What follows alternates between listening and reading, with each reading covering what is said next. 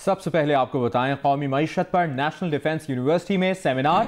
DGISPR के मुताबिक army chief general Qamar Javed Bajwa ने खिताब किया और कहा है कि कौमी अहमियत के उमूर पर खुलकर बातचीत ज़रूरी है।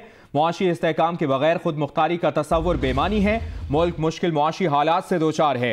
आर्मी चीफ ने कहा है कि हुकूमत के मुश्किल फैसलों को कामयाबी से हमकिनार करने के लिए हम सबको जिम्मेदारी अदा करनी चाहिए। Army chief general Qamar Javed Bajwa ने कहा, ये वक्त एक कौम बनने का है, हम सबको अपनी जिम्मेदारियां निभाने की ज़रूरत है। हुकूमत और दीगर स्टेक होल्डर्स की कौमी अहमियत के मामलात पर बातचीत ज़रूरी है। उन्होंने कहा कि मुल्क नहीं बल्कि खित्ता तरक्की करता है।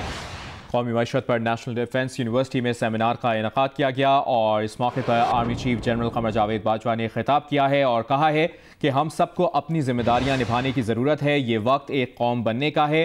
हुकूमत और दीगर स्टेक होल्डर्स की कौमी अहमियत के मामलात पर बातचीत ज़रूरी है। इसी पर बात करेंगे सीनियर सहाफ़ी तज़कियाकार मज़हर अब्बास साहब ने हमें ज्वाइन किया है। मज़हर साहब, कितना इम्पॉर्टेंट है ये मैसेज, कितना इम्पॉर्टेंट है ये बयान आर्मी चीफ का कि ये वक्त एक कौम बनने का है, हम सबको अपनी जिम्मेदारियां निभाने की ज़रूरत है? देखिए, ये बात तो कोई भी ढकी छुपी नहीं है कि पाकिस्तान की माशी सूरत हाल क्या है और पिछले कई सालों से आप जो है मईशत के महाज पर मार खा रहे हैं। लेकिन माशी इस्तेहकाम के लिए बहुत ज़रूरी है कि सियासी इस्तेहकाम हो मुल्क में, और इसका इनिशिएटिव हमेशा गवर्नमेंट ऑफ द डे लेती है। यानी अगर पॉलिटिकल टेंशन जो है वो ऊपर जाएगी और गवर्नमेंट उसको नीचे लाने के बजाय मजीद ऊपर ले जाएगी, तो फिर आप स्टेक होल्डर से बैठ के बातचीत कैसे करेंगे? आप उन सारी एक यकजहती कैसे पैदा करेंगे कि अगर आप पार्लियामेंट में आप देख लें, पार्लियामेंट में अब तक प्राइम मिनिस्टर तकरीर नहीं कर सके ऑपोजिशन के हवाले से, और ट्रेजरी बेंचेस के हवाले से जो झगड़े चल रहे हैं पिछले चंद हफ्तों में, वो इस चीज़ की गमाजी करती है कि हुकूमत जो इस वक्त पॉलिटिकल टेंशन को राइज दे रही है, उसका सबसे ज़्यादा नुकसान खुद हुकूमत को होता है। और कभी भी अगर इस तरह की सूरत हाल को आप डिफ्यूज नहीं करेंगे तो कभी भी मुल्क में माशी इस्तेहकाम नहीं आएगा। जब आप सारी सियासी जमातें यकजा होके, और जब मीसाक़ मईशत की बात की गई, तो मीसाक़ मईशत की बात को आपने सिर्फ एक इंडिविजुअल की हैसियत से लिया कि जी किसकी तरफ से ये आई है। आज आर्मी चीफ ने सिर्फ मीसाक़ मईशत का नाम नहीं लिया, बाकी तो वो बात वही कर रहे हैं कि जी सबको एक कौम बनना पड़ेगा, सबको साथ मिल बैठ के इस मसले का हल निकालना पड़ेगा और खुलकर बात करनी पड़ेगी। ये सबसे इंपॉर्टेंट है कि खुलकर बात करनी पड़ेगी। हो क्या रहा है असेंबली में कि अगर किसी को सिलेक्टेड कहा जाता है तो सिलेक्टेड के वर्ड पे पाबंदी लगा दी जाती है। इस तरह चीजें आगे नहीं बढ़ेंगी। और आज के सेमिनार में जो लोग शरीक थे वो ज्यादातर माहिर माशियात थे। उसमें ऐसे स्टेक होल्डर्स भी होने चाहिए जो तस्वीर का दूसरा रुख भी आपके सामने पेश करें कि मुल्क की सियासी सूरत हाल क्यों खराब है, हमारे निज़ाम की क्या कमजोरियां हैं बुनियादी तौर पे। तो ये जो सूरत हाल है इस वक्त, डॉलर आप आज डॉलर नीचे आया है, कल फिर ऊपर चला जाएगा। आम आदमी की जो हालत देखें, अगर आप 190% गैस की कीमत बढ़ाएंगे, पेट्रोल की कीमतें बढ़ेंगी, बिजली की कीमतें बढ़ेंगी, दवाओं की कीमतें बढ़ेंगी, तो एक आम आदमी जो है वो आपके फिगर्स पे नहीं जाएगा। या आम आदमी जो है वो ये नहीं जाएगा कि आपको ये बोझ बर्दाश्त करना पड़ेगा। उसके मुंह से फिर यही निकलता है कि अगर किसी ने करप्शन की है, किसी ने लूटा है, तो आप उसकी वसूली मुझसे क्यों कर रहे हैं, एक आम आदमी से क्यों उसकी वसूली की जा रही है। तो लोगों को एतमाद देना पड़ेगा। इसलिए सबसे अहम जरूरी है, सबसे अहम नुक्ता यह है कि हुकूमत इनिशिएटिव ले, लोगों पार्टीज को कॉन्फिडेंस पे ले, बुलाए सारे स्टेक होल्डर्स को, सिर्फ पॉलिटिकल पार्टीज को नहीं, इकोनॉमिस्ट को भी बुलाए, अक्रॉस द बोर्ड बुलाए उन लोगों को, और फिर पॉलिसी बनाए। और वो एक नेशनल पॉलिसी है। पाकिस्तान की बदकिस्मती ये रही है कि पाकिस्तान में आज तक एक कौमी पॉलिसी नहीं बनी इशूज के हवाले से।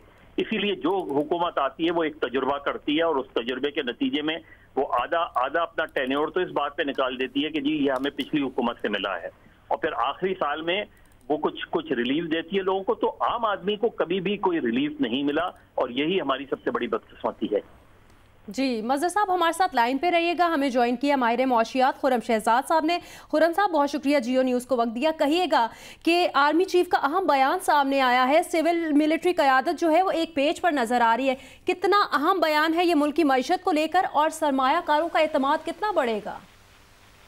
देखिए, ये बहुत इम्पोर्टेंट स्टेटमेंट है और हमें एक चीज देखने की जरूरत है कि पॉलिटिकल कंसेंसस जरूरी है। इकोनॉमिक पॉलिसी कंसेंसस के लिए पॉलिटिकल कंसेंसस बहुत जरूरी है और पॉलिटिकल कंसेंसस के लिए सारे पिलर्स का ऑन बोर्ड होना, मुल्क के सारे पिलर्स का, जिसमें सिविलियन गवर्नमेंट तो है ही, उसके अलावा जो हमारी पाक फौज अफवाज पाकिस्तान है, इन सबका एक पेज पे होना और फिर उसके साथ साथ इस चीज को ऑन करना कि जो चैलेंजेस हैं ये सारे हमारे अपने हैं, हमने इनको हैंडल करना है। तो देखें, ये एक मैसेज बहुत अच्छा जाता है खासकर फॉरेन इन्वेस्टर्स के लिए या इन्वेस्टर्स जो पाकिस्तान में, उनके लिए कि जो पॉलिसी मेकर्स हैं, जो स्टेक होल्डर्स हैं, जो पॉलिसी बना रहे हैं पाकिस्तान की, वो सारे एक पेज पे हैं। तो ये बहुत अच्छा मैसेज आता है इन्वेस्टमेंट के पर्सपेक्टिव से।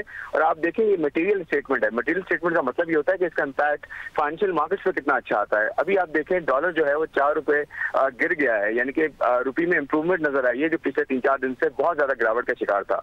तो ये बहुत अच्छी स्टेटमेंट भी है, खासकर इस हवाले से कि पॉलिटिकल स्टेबिलिटी रहे, सिविलियन गवर्नमेंट और पाक अफवाज जो है वो एक पेज पर रहे। उसके साथ साथ आपकी ओवरऑल जो एनवायरनमेंट है वो सिर्फ करप्शन ना हो, वो बल्कि बैठ के एक ये कहते हैं कि यकजहती की पॉलिसी हो और एक साथ जो है वो एक पेज पे रह के पॉलिसी को जो है वो इम्प्लीमेंट करें, ताकि जो इकोनॉमिक चैलेंजेस एक आम आदमी जो भुगत रहा है, एक आम आदमी पे जो महंगाई का आगे तूफान आना है, उसको कैसे हैंडल किया जाए। और ये भी पॉलिसी बनानी चाहिए मिलकर सबको कि एक आम आदमी कम से कम जो है इन महंगाई का शिकार रहे और ज्यादा से ज्यादा उन पे बर्डन आए जो इसको बर्दाश्त कर सकते हैं, ताकि इकोनॉमिक चैलेंजेस हम इक्वली डिवाइड करके जो है उसे फेस कर सकें।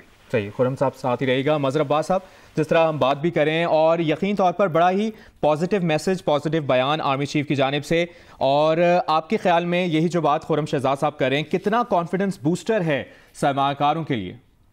देखिए, सबसे अहम बात यह है कि आर्मी चीफ का बयान तो जरूर आया है, लेकिन इस मुल्क में चीफ एग्जीक्यूटिव प्राइम मिनिस्टर है। यही तकरीर, यही स्टेटमेंट प्राइम मिनिस्टर का आना चाहिए था। प्राइम मिनिस्टर को सिचुएशन डिफ्यूज करने के लिए सबसे अहम इनिशिएटिव प्राइम मिनिस्टर का लिया जाता है। प्राइम मिनिस्टर लेते हैं इनिशिएटिव, इंस्टीट्यूशनलाइज चीजों को गवर्नमेंट्स करती हैं। आर्मी चीफ ने गवर्नमेंट को सपोर्ट की है कि आप वो करें, लेकिन ज्यादा खुलकर जाहिर है वो अपनी लिमिटेशन में नहीं बात कर सकते थे। लेकिन प्राइम मिनिस्टर का दूसरी तरफ क्या स्टेटमेंट चल रहा है कि जी जो लोग जेल में हैं उनके प्रोटेक्शन ऑर्डर नहीं जारी किए जाए, मुकदमात जो चल रहे हैं उनको चलने दें, जो जिन लोगों पे एहतसाब के रेफरेंसेस हैं उन्हें चलने दें। जब गवर्नमेंट और रूलिंग पार्टी इसमें एंगेज्ड होती है, इसमें इन्वॉल्व होती है, तो पॉलिटिकल टेम्परेचर ऊपर जाता है। दूसरे ये कि ये माजी में भी अभी रिसेंटली बात आई थी 40,000 का बॉन्ड जो है, ये 40,000 का बॉन्ड क्या है? ये 40,000 का बॉन्ड करप्शन की एक शक्ल होती है। ये इस तरह के बॉन्ड आपके पड़ोसी मुल्क में क्या किया? सबसे पहले आगे उन्होंने बड़े नोट्स खत्म किए। हमारे यहाँ क्यों 5,000 का नोट जो है वो है, इसको क्यों नहीं खत्म किया जाता? तो आप ठोस दलील की बुनियाद पर चीजें आगे बढ़ाते हैं। और इसके लिए जिस तरह अभी खुर्रम साहब भी कह रहे थे, पॉलिटिकल कंसेंसस कैसे इवॉल्व होता है? पॉलिटिकल कंसेंसस का इनिशिएटिव गवर्नमेंट लेती है, पार्लियामेंट लेती है, स्पीकर लेता है, बुलाता है स्टेक होल्डर्स को। आप मुझे बताएं कि 10 महीनों में, पिछले 10 महीनों में इकोनॉमिक पॉलिसी पे क्या वजीर आजम ने या हुकूमत ने तमाम सियासी जमातों का इजलास बुलाया, तमाम सियासी कायदीन को बुलाया, उनके सामने आप एक माशी पिक्चर रखें, उनके सामने आप इकोनॉमिस्ट को भी बैठाएं, पॉलिटिकल लीडरशिप को भी बैठाएं, दूसरे स्टेक होल्डर्स को भी बैठाएं और उसका हल तलाश करें और फिर एक कंसेंसस बनाएं। उसी को मीसाक मईशत कहते हैं। हम हर चीज को जो है मजाक बना लेते हैं। इसलिए आर्मी चीफ ने एक डायरेक्शन दी है गवर्नमेंट को कि इस डायरेक्शन पे अब ये गवर्नमेंट के इनिशिएटिव्स हैं कि वो इस चीज को कैसे आगे बढ़ाते हैं। इदारे अपने हुदूद में रह के काम करें तो इस्तेकाम आता है, एक दूसरे में मुदाखलत ना करें तो इस्तेकाम आता है, आपके आइन और कानून के मुताबिक चलें तो इस्तेकाम आता है। कौम उसी सूरत में बनती है जब कौम को आपको डिलीवर करेंगे। टैक्स एमनेस्टी का क्यों फायदा अभी तक जो रिजल्ट्स आ रहे हैं वो क्यों बहुत इंकरेजिंग नहीं है? इसलिए कि एतमाद साजी की कमी है। जब तक आप वो एतमाद साजी बहाल नहीं करेंगे, जब तक मुल्क में ये नजर नहीं आएगा कि हाँ कम से कम इन इश्यूज के ऊपर, जैसे नेशनल सिक्योरिटी है, जैसे टेररिज्म है, इंतहा पसंदी है, माशी सूरत हाल है, इस पे तो कम से कम ये वो चीजें हैं कि जिसपे आप सियासत को बालातर रख के कंसेंसस बना सकते हैं। तो आखिर इस पिछले 10-11 महीने में ये कंसेंसस क्यों नहीं बनाया जा रहा? ठीक है मजहर साहब और खुरम शहजाद साहब, आप हमारे साथ रहिएगा। अभी हमें ज्वाइन किया है डायरेक्टर न्यूज़ जियो न्यूज़ राना जवाद साहब ने। राना जवाद साहब, कहिएगा, आर्मी चीफ की जानिब से एक मुस्बत बयान सामने आया है और कौमी मईशत पर नेशनल डिफेंस यूनिवर्सिटी में सेमिनार का इनेकाद किया गया है। क्या मकसद है इसका, क्या कहेंगे इस पर? देखें, जो सेमिनार का टॉपिक है वो तो जाहिर है इंडिकेट करता है कि ये टॉपिक जो था कितना सिग्निफिकेंट है और इसके अंदर क्या डिस्कस हुआ कि पाकिस्तान के मौजूदा मुआशी जो चैलेंजेस हैं और उनको कैसे हल किया जाए और आगे का रास्ता क्या है। अगर आप प्रेस रिलीज देखें तो उसके अंदर जो सबसे सिग्निफिकेंट बात है, बाकी बातें तो जाहिर है सारे लोग वहाँ पे थे, हमारे इकोनॉमिस्ट भी थे, गवर्नमेंट के रिप्रेजेंटेटिव भी थे, लेकिन आर्मी चीफ की जो सबसे इम्पोर्टेंट स्पीच है, सिग्निफिकेंट बात है, उसमें उन्होंने ये बात की है कि पाकिस्तान को अगर आगे बढ़ना है, पाकिस्तान ने दहशतगर्दी का मुकाबला किया है और चैलेंजेस पर काबू पाया है, तो अब उसके बाद जो रास्ता वे फॉरवर्ड है वो ट्रेड कनेक्टिविटी है। अब वो ट्रेड कनेक्टिविटी की जो बात कर रहे हैं वो इंतहाई सिग्निफिकेंट है, जिसमें वो ये कहते हैं कि ट्रेड कनेक्टिविटी जो है यानी कि तजारत का खुल जाना रीजन के अंदर। अब रीजन के अंदर जो दो सबसे इम्पोर्टेंट कंट्रीज आपकी हैं जिनके साथ ये झगड़े चल रहे हैं, एक हिंदुस्तान है और एक अफगानिस्तान है, तो आर्मी चीफ का बहुत ही वाज़ेह मैसेज नजर आ रहा है आपको इस सारे डायलॉग के अंदर। सबसे सिग्निफिकेंट मैसेज ये है कि जब वो ये कह रहे हैं कि हमें अगर इस इलाके की तरक्की चाहिए तो हमें ज्यादा रीजनल कनेक्टिविटी की तरफ जाना चाहिए तमाम नेबर्स को, यानी कि उसमें कोई डिस्टिंक्शन नहीं है, तमाम नेबर्स को एक रीजनल कनेक्टिविटी की तरफ जाना चाहिए, यानी कि ट्रेड रिलेशनशिप को बढ़ाना चाहिए। अब जाहिर है ये वो नुक्ता है जो कि पाकिस्तान के अंदर बहुत ज्यादा डिबेट भी हुआ और इसके अंदर बहुत सारी हिकमत भी पोशीदा है कि अगर पाकिस्तान ने अपनी माशी हालात को दुरुस्त करना है तो पाकिस्तान की जो जोग्राफिकल टोपोग्राफी है, जो जोग्राफिकल लोकेशन है, ये एक एडवांटेज इसको देती है जिसको हमने कभी इस्तेमाल नहीं किया।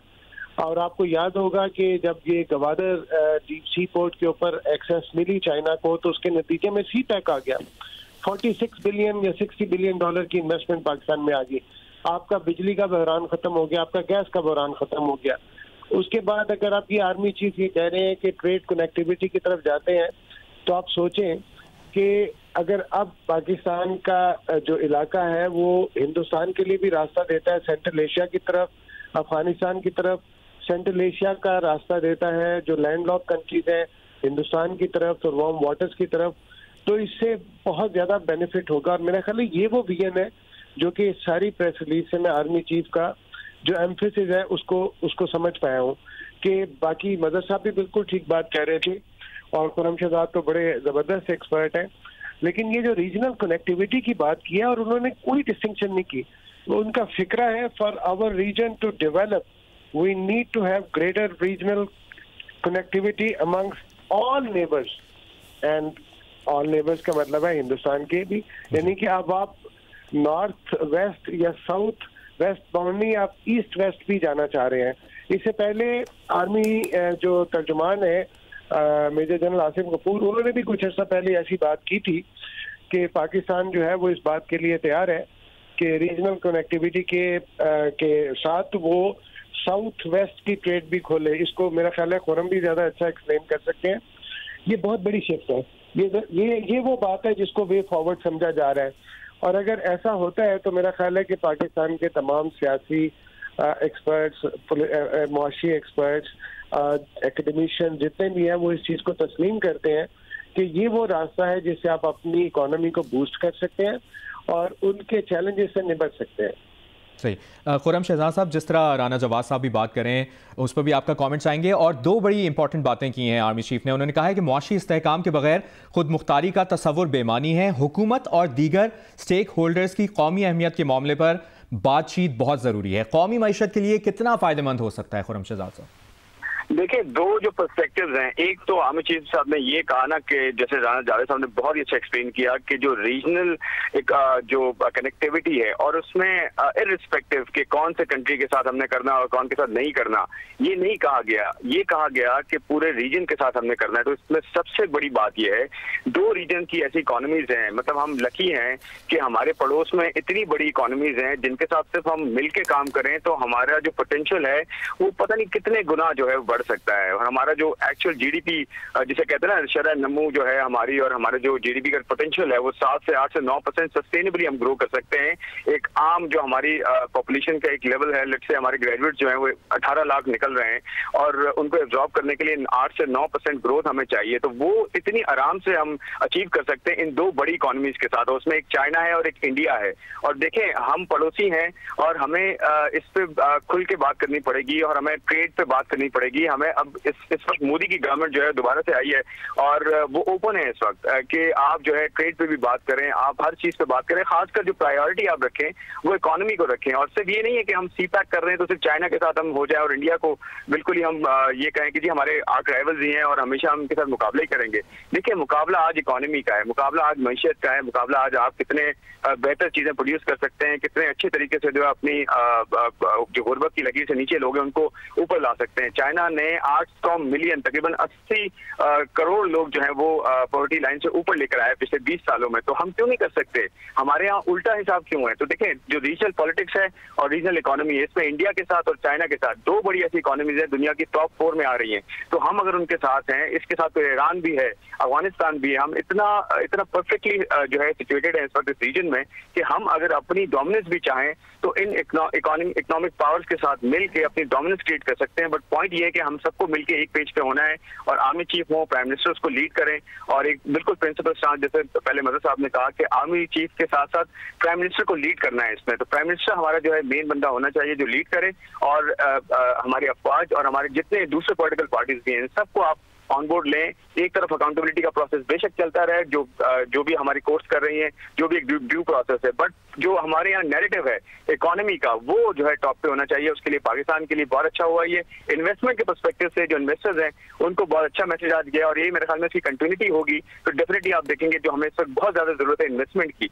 उसी की वजह से आपकी इकोनॉमी जो है वो सस्टेनेबल पाथ पे जा सकती है। अच्छा मजहर साहब, आप कहिएगा कि खुर्रम शहजाद साहब ये कह रहे हैं कि पॉलिटिकल कंसेंसस बहुत ज़्यादा ज़रूरी है, तमाम पिलर्स को, तमाम इदारों को एक साथ एक पेज पर होना बहुत ज़रूरी है।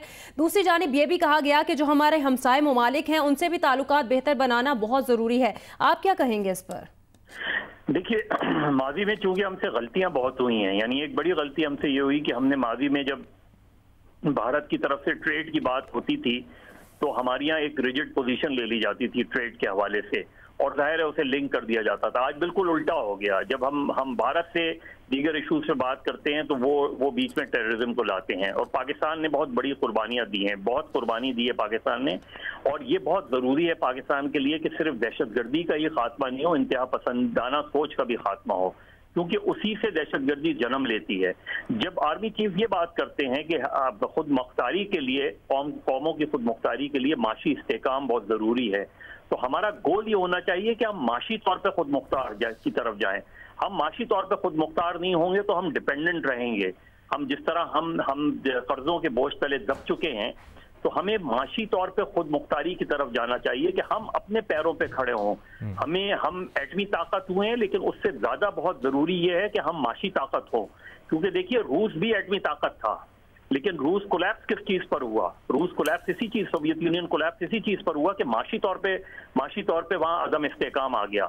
तो अगर आप एटमी ताकत हैं भी और माशी तौर पे आप कमजोर से कमजोर तर होते चले जाते हैं, डिपेंडेंट होते चले जाते हैं, आप कर्जों के बोझ तले दबते चले जाते हैं, तो फिर ये खुद मुख्तारी का सवाल आ जाता है कि माशी तौर पे अगर आप जो है खुद मुख्तार नहीं है तो फिर आपको प्रॉब्लम होगी।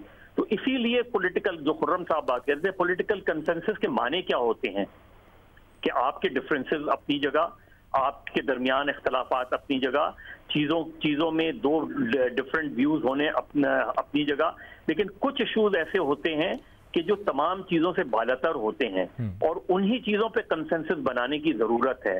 अब भी वक्त अब भी वक्त नहीं गया, हालांकि काफी देर हो गई। रीजनल जो सिचुएशन है वो आपकी, वो हम सबके सामने है, और सबसे बेहतर इस चीज को आर्मी चीफ ही समझते होंगे, इस चीज को कि अफगानिस्तान के साथ सूरत हाल कितनी टेंस है हमारी। ईरान के साथ जो है वो बहुत बेहतर ताल्लुकात उस तरीके के नहीं हैं। भारत के साथ हमेशा से आपके ताल्लुकात कशीदा रहे हैं।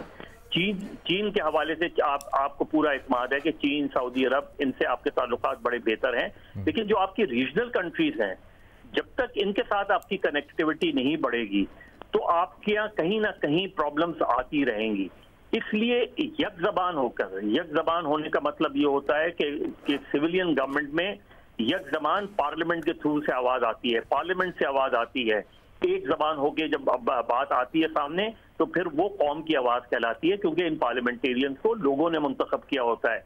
यही इनिशिएटिव होना चाहिए प्राइम मिनिस्टर का। इसलिए गवर्नमेंट को पॉलिटिकल सिचुएशन को डिफ्यूज करने की जरूरत है।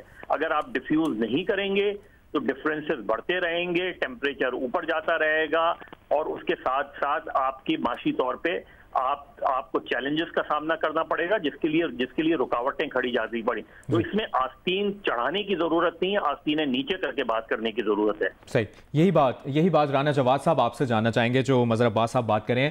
मुआशी तौर पर खुद मुख्तारी की ज़रूरत है, मुआशी ताकत बनने की ज़रूरत है। इस वक्त अगर हुकूमत की बात की जाए तो सियासी इस्तेहकाम भी ज़रूरी है, मुआशी इस्तेहकाम भी ज़रूरी है। डॉलर का रेट आपके सामने है। इस वक्त हुकूमत के लिए बहुत से चैलेंजेस हैं। क्या इकदामात फौरी तौर पर हुकूमत की जानिब से किए जाने चाहिए?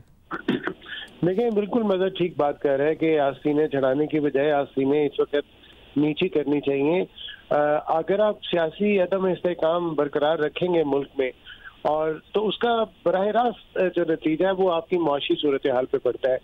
और जाहिर है मुल्क जो है वो लोगों की इन्वेस्टमेंट, बिजनेस वेंचर्स के साथ चलते हैं। अगर वहाँ पे एक गैर यकीनी सूरत हाल पैदा हो जाती है और पोलराइजेशन बढ़ जाती है माशरे के अंदर, तो आपकी इकोनॉमी जो है वो नोज डाइव कर देगी, आप में जितना भी पोटेंशियल हो।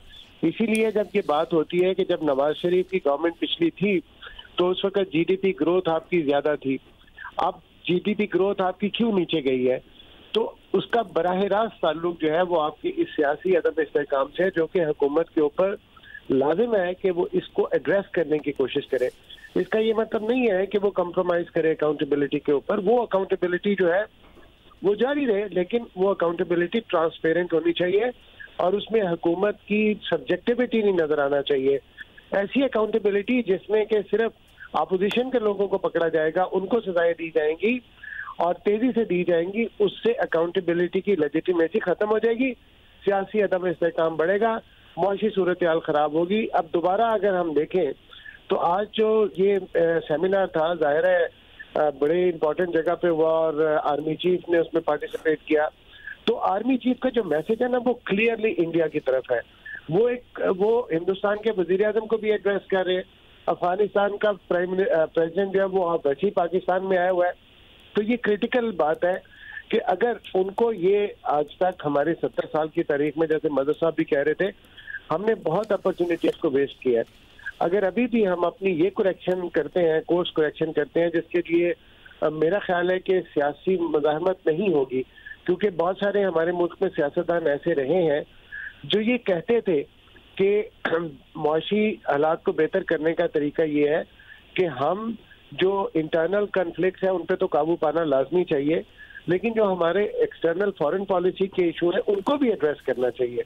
और वो पॉलिटिशियन जो है उन्होंने इसका खमियाजा भी भुगता, उनके ऊपर इल्जामात भी लगे, नारे भी लगे, मीडिया ट्रायल भी किया गया, लेकिन अल्टीमेटली ये बात सही है कि अगर रियासत जब भी अपना कोर्स करेक्शन करे तो ये इसको वेलकम करना चाहिए। इसके अंदर ये नहीं होना चाहिए कि हम इस डिबेट में चले जाएं।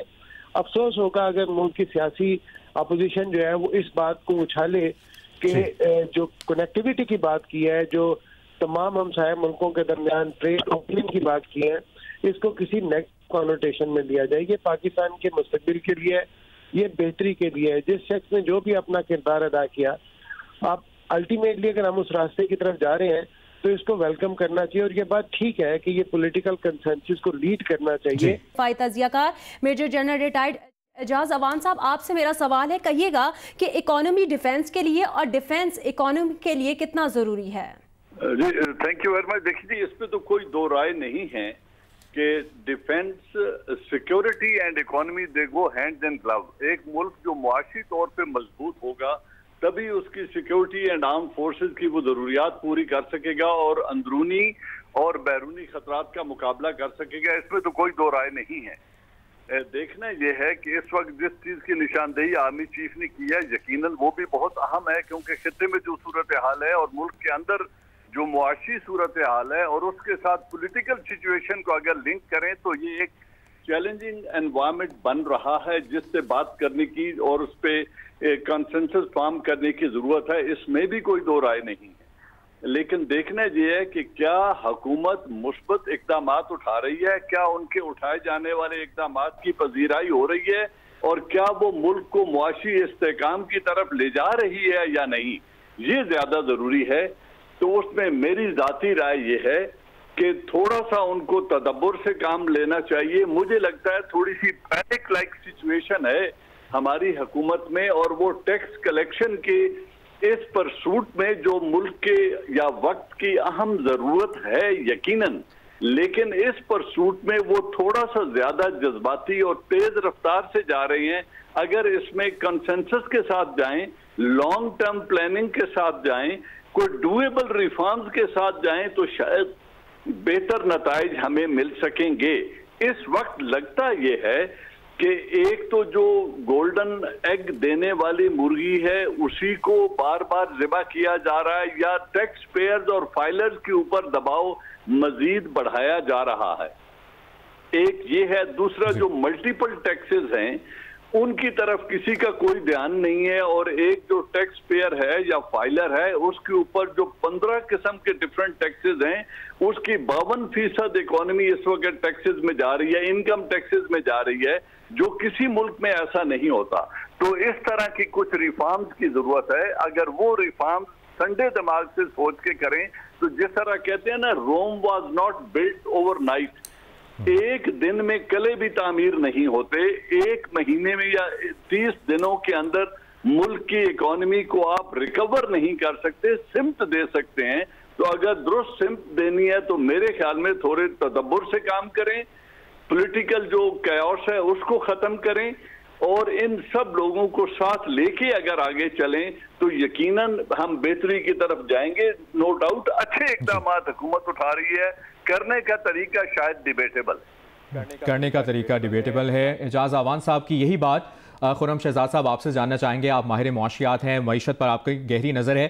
जिन रिफॉर्म्स की बात करें एजाज अवान साहब, आपके ख्याल में किन रिफॉर्म्स अगर जो है फॉलो की जाएं तो किसी भी इकोनॉमी के लिए सस्टेनेबिलिटी लेकर आती हैं और अच्छी सस्टेनेबिलिटी लेकर आती हैं लोगों के लिए, उनके अवाम के लिए। उसमें एक तो सिक्योरिटी, लॉ एंड ऑर्डर बहुत जरूरी होता है जो हमारे यहाँ काफी हद तक बेहतर हुआ है, और उसके साथ साथ पॉलिटिकल स्टेबिलिटी ये बहुत इंपॉर्टेंट है, और उसके साथ साथ पॉलिसी कंसिस्टेंसी। ये तीन ऐसी चीजें हैं जिसकी वजह से कोई भी इन्वेस्टर, कोई भी जो है एक्सपोर्टर या कोई भी स्टेक होल्डर उस इकोनॉमी का बहुत ज्यादा कॉन्फिडेंट होता है, और जितना कॉन्फिडेंट होता है उतना ही बेहतरी आती है इकोनॉमी में।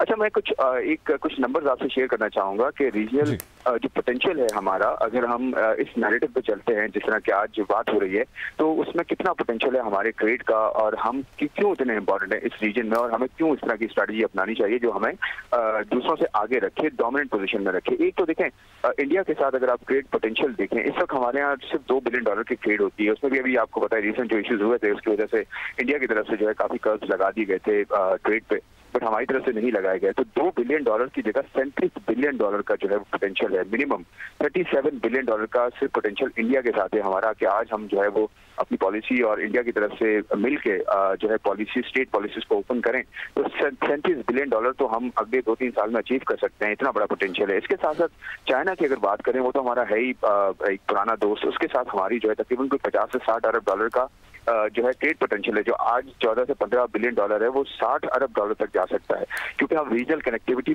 के लिए बहुत ही जो है वो मीनिंगफुल जो है वो रीजन उस पॉइंट पर है जहां से हम सबको जो है वो ट्रेड का जो है एक्सेस दे सकते हैं। तो उसके साथ साथ अगर ईरान की बात करें, 15 से 16 बिलियन डॉलर ईरान के साथ ट्रेड का पोटेंशियल है।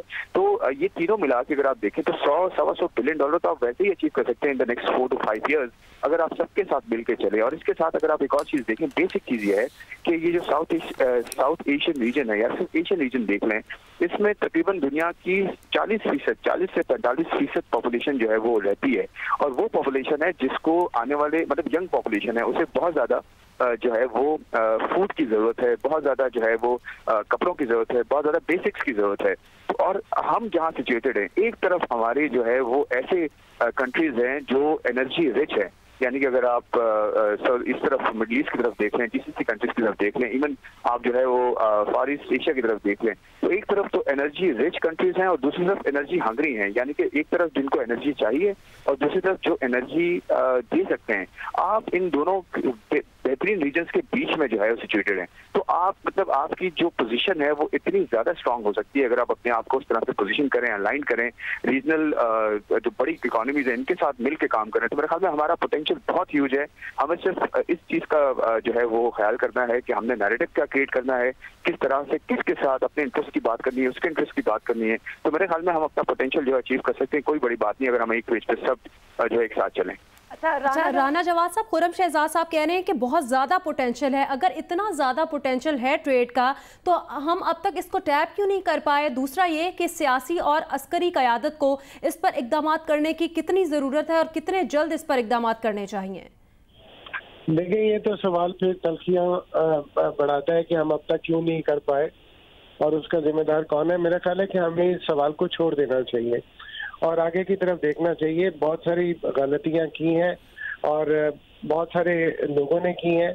उन गलत पॉलिसीज के नतीजे में पाकिस्तान इन हालात को पहुंचा है कि जो 60s का पाकिस्तान था वो किधर तरक्की करता उभरता हुआ मुल्क था और कहाँ ये 2019 के अंदर आके हम कर्जे मांग के अपना जो है ना माशी सूरत हाल ठीक कर रहे हैं और मुल्क चला रहे हैं। ये बहुत अफसोसनाक हमारी तारीख है, इसको छोड़ देते हैं। लेकिन असल बात है कि जो खुर्रम बता रहे हैं बात, आप सोचें कितनी मीनिंगफुल बातें हैं कि अगर हम अपना रीजनल कनेक्टिविटी की तरफ जाते हैं जिसका बुनियादी तौर पर मकसद यह है कि हम हिंदुस्तान के साथ, अफगानिस्तान के साथ, चाइना के साथ, सेंट्रल एशिया के साथ हम बॉर्डर को अपने जो है वो खोलते हैं और वहाँ पे ट्रेड अलाउ करते हैं।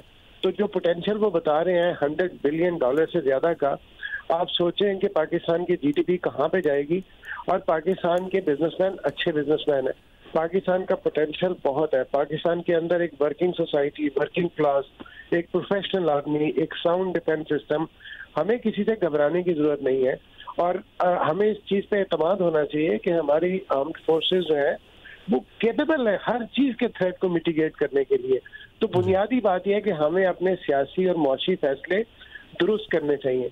अब आपकी अगर आर्मी चीफ ये बात कर रहे हैं कि खित्ते के तमाम ममालिक के साथ आपकी रीजनल कनेक्टिविटी होनी चाहिए, ट्रेड ओपनिंग होनी चाहिए, तो इसका मतलब ये है कि हमारी जो अब नई मौशी सिमत आएगी या जो कॉन्फिडेंस बूस्टर मिलेगा दुनिया में भी, वो इसी तरफ जाएगा। और आप ये देखें कि ये मैसेज मैंने पहले भी बताया कि हिंदुस्तान के लिए भी है, अफगानिस्तान के लिए भी है, चाइना के साथ हमारे वैसे ही बहुत अच्छे ट्रेड रिलेशनशिप है। मुझे याद है कि एक दफा जब चाइनीज प्रेसिडेंट आए थे पाकिस्तान तो यूसुफ रजा गिलानी साहब प्राइम मिनिस्टर थे और इसी नेशनल डिफेंस यूनिवर्सिटी के अंदर एक सेमिनार हुआ था और यहाँ पर चाइनीज प्रेसिडेंट ने पाकिस्तान के प्राइम मिनिस्टर को एडवाइस की थी कि आपको इस बात पे जरूर करना चाहिए कि हिंदुस्तान के साथ आपकी जो ट्रेड रिलेशन है उनको जो है वो बढ़ना चाहिए। उन्होंने कहा कि चाइना और हिंदुस्तान के भी बहुत ज्यादा इंटरनल टेरिटोरियल कॉन्फ्लिक्ट्स हैं, जंगे लड़ चुके हैं, लेकिन उस वक्त हिंदुस्तान और चाइना की ट्रेड वॉल्यूम जो था वो $80 बिलियन था। अभी खुर्रम बता रहे हैं कि हमारा सिर्फ $2 बिलियन है जिसका पोटेंशियल जो है वो $37 बिलियन है। तो मेरा ख्याल है ये मुस्बत सोच है, ये कोर्स करेक्शन ठीक करेक्शन है और हमें इस चीज से घबराना नहीं चाहिए कि कोई बड़ा हमसाया है, छोटा हमसाया। हमें ट्रस्ट करना चाहिए अपने सिक्योरिटी फोर्सेस के ऊपर भी, अपने इदारों के ऊपर भी और अपनी जो हमारी सोसाइटी के अंदर जो एक कम्पेटिटिवनेस है वो जबरदस्त है। तो ये एक मेरा ख्याल है कि गेम चेंजर है। और इसके बाद जो है अब ये पॉलिटिकल गवर्नमेंट कैसे इसको लेके चलती है सियासी पार्टी इसके अंदर कैसे अपना कंसेंसस डेवलप करती हैं। जब आपके पास एनर्जी स्टाफ नहीं है, आपको एनर्जी आ गई, अब आपको जो जिन चीज़ों की ज़रूरत है उस पर भरोसा करें। CPAC जो है आपने एक्सेप्ट किया, CPAC के रिजल्ट सामने आए। इसी तरह फर्दर अगर आपकी ट्रेड कॉरिडोर्स खुलते हैं और जो पाकिस्तान अपनी पोजीशन का, जोग्राफिकल पोजीशन का एडवांटेज उठाता है, तो उसका बेनिफिट हमारी मौशी, डायरेक्टली मौशी सूरत हाल को होगा और हमारी जो इकोनॉमी है वो बेहतर से बेहतर होगी, बेहतर से बेहतर होती जाएगी। Major general retired Ejaz Awan साहब जो जिक्र कर रहे हैं राना जवाद साहब, और जिस तरह आर्मी चीफ ने भी अपने खिताब में जिक्र किया है रीजनल कनेक्टिविटी का, कितना ज़रूरी है इस वक्त, कितना फ़ायदेमंद है पाकिस्तान के इकॉनमी के लिए, पाकिस्तान के डिफेंस के लिए इस वक्त रीजनल कनेक्टिविटी? एजाज अवान साहब आप सुन पा रहे हैं?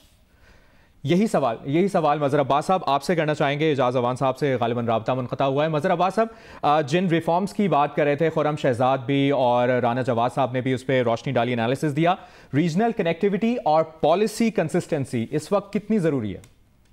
देखिए, वो तो अहमियत की हामिल हैं ही, लेकिन अगर आप अपने मुल्क का जायजा लें तो कोई लीडर, कोई हुकूमत, कोई जमात ये कहते थकती नहीं कि कराची पाकिस्तान का माशी हब है। कराची पाकिस्तान को 60% जो है, 60 से 70% रेवेन्यू देता है। जरा उस कराची का हालत तो देखें आप। हर आदमी माशी चैलेंजेस की बात कर रहा है, लेकिन जो चीज़ आपके पास अवेलेबल है, जो चीज़ फौरी तौर पे आप कर सकते हैं, वो कराची को एक माशी हब तो बना सकते हैं, सही मानों में माशी हब तो बना सकते हैं। यहाँ रोड की हालत देख लें, यहाँ ट्रांसपोर्ट की हालत देख लें, यहाँ सर्कुलर रेलवे नहीं है, यहाँ पूरा शहर कचरा बना हुआ है, यहाँ कोई 10 से 15 लाख गैर कानूनी और कानूनी असला मौजूद है, जिसके लिए 2 साबिक DG रेंजर्स ये रिपोर्ट दे के गए हैं कि डीवेपनाइजेशन के बगैर स्ट्रीट क्राइम नहीं खत्म होगा। और प्राइम मिनिस्टर के लेवल तक ये रिपोर्ट जा चुकी हैं कि डीवेपनाइजेशन के लिए बहुत जरूरी है कि जहां असला बनता है वहां से असला खत्म किया जाए, वो फैक्ट्रीज खत्म की जाए, ताकि इसकी तो जो आपका माशी हब है, जो आपको दुनिया से कनेक्ट भी कर सकता है दुनिया, और यही 60-70% रेवेन्यू वर्स्ट तरीन हालात में भी अगर कराची देता है, तो आप तसव्वुर करें कि कराची अगर बेहतर हो, कराची अगर खूबसूरत हो, कराची में अगर रोड और कनेक्टिविटी हो ट्रांसपोर्ट की, तो यही कराची आपको 80 से 90% रेवेन्यू दे सकता है। तो जो चीज फौरी तौर पे हम कर सकते हैं अगले 1-2 साल में, वो ये कि कराची को फोकस करें। और कराची, और इस वक्त सूरत हाल ये लग रही है जैसे हम माशी तौर पे खुदकुशी कर रहे हैं कराची को तबाह करके। यानी कराची तबाह होगा तो पाकिस्तान के लिए माशी चैलेंजेस बढ़ जाएंगे। बाकी जो चीजें हैं वो बिल्कुल, मैं राना साहब जो बात कर रहे हैं, खुर्रम साहब जो बात कर रहे हैं, बिल्कुल सही है, लेकिन जो फोकस हमारा होना चाहिए, जो फौरी तौर पर हम इकदाम कर सकते हैं, कम से कम वहां तो इनिशिएटिव फौरी तौर पर लिया जाए। जी, कौमी अहमियत के उमूर पर खुलकर बात करनी चाहिए। आर्मी चीफ का अहम बयान सामने आया, इसी पर बात करने के लिए हमारे साथ मौजूद थे राना जवाद साहब, खुर्रम शहजाद साहब और मज़हर अब्बास साहब। आप तीनों का बहुत शुक्रिया। Hi, I'm Shadia Niazi. Thanks for watching Geo News. For more videos and updates, do not forget to click the subscribe button.